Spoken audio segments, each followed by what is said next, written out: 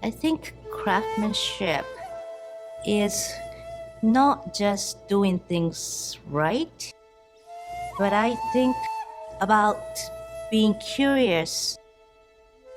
There's no doubt that rice is really critical part of making sake. It's just really delicate. You need to, watch it like you watch a newborn baby. It takes a lot of trial and error to find the right rice for the style of sake you're after. Making sake is more of a passion. It just feels so natural. My name is Noriko Kamei. I make sake, just me and my husband and our daughter. It's a small family-owned business in San Francisco.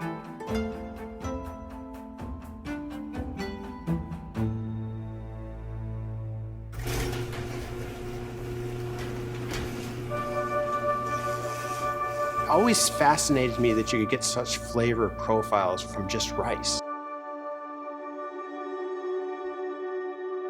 How does that happen?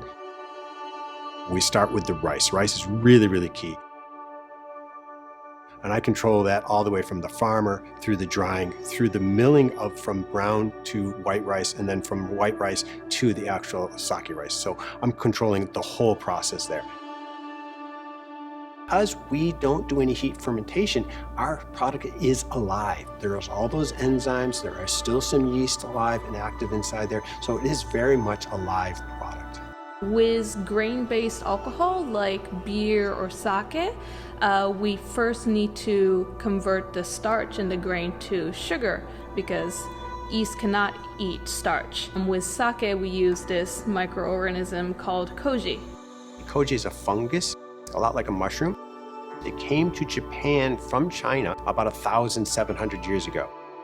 It works as enzyme to turn rice into sugar to make alcohol.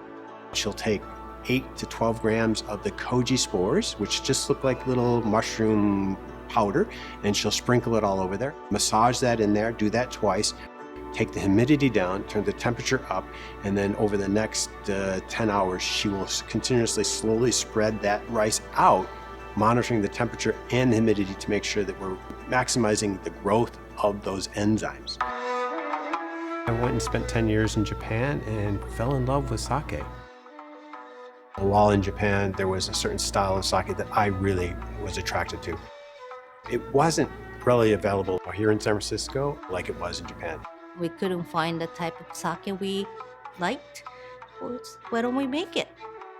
And that's what we specialize in. Probably better than 50% of the sake we sell locally in the Bay Area is this unpasteurized sake. What I'm going after is not the type of sake that only goes with certain food. I expect it to be drunk with not just sushi, but with burrito and pizza and steak and all these variety of the American, everyday food. Hazy Delight is our newest sake in the family, and it is my signature bottle. I created, developed a flavor profile, and came up with the name and the label.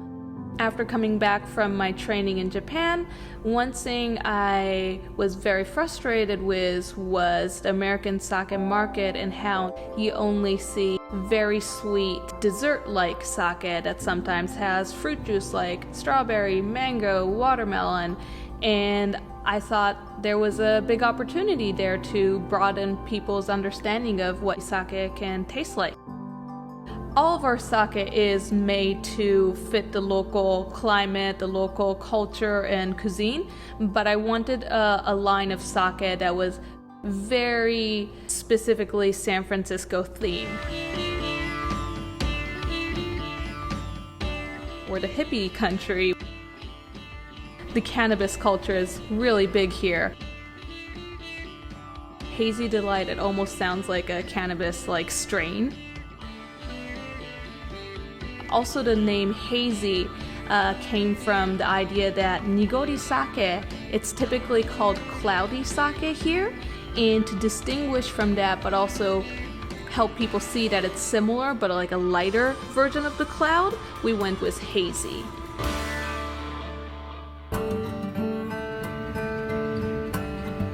My name's Michael Van Dyke. I'm a 5th generation rice farmer in South Sutter County.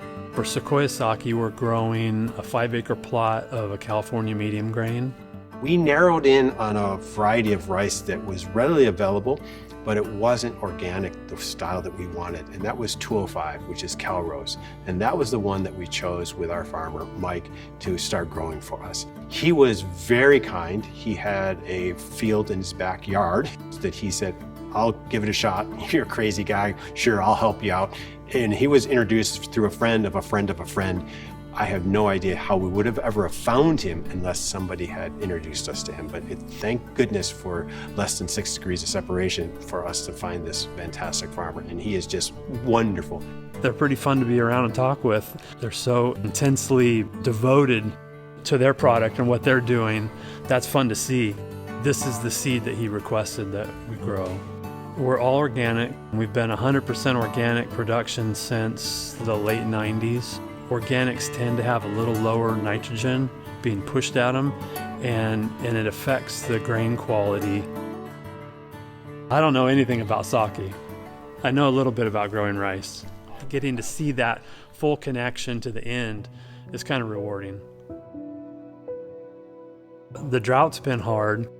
On some of the ranches that we farm, this year our water allotment was 0, so there's no production. We've had multiple years in a row of no production.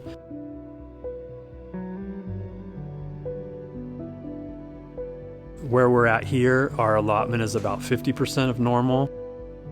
The problem is when you get those years back to back to back. There's a demand and a need for the crop we produce. But we're taking care of the ground, trying to be sustainable. The rice has to rotate out into another crop. We'll use those fallow years with the intent of increasing soil fertility, and we'll capture water over the winter and attract migrating waterfowl, ducks, geese. They're eating weed seeds out of the field. It gives them a place to overwinter, which benefits us.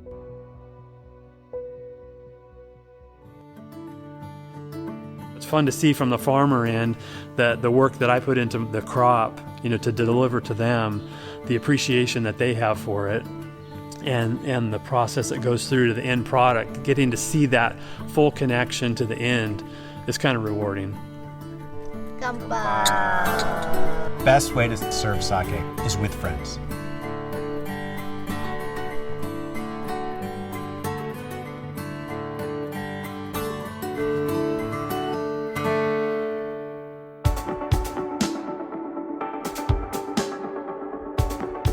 Only 3 women sake brewers in America that I know of, and 2 of them are here.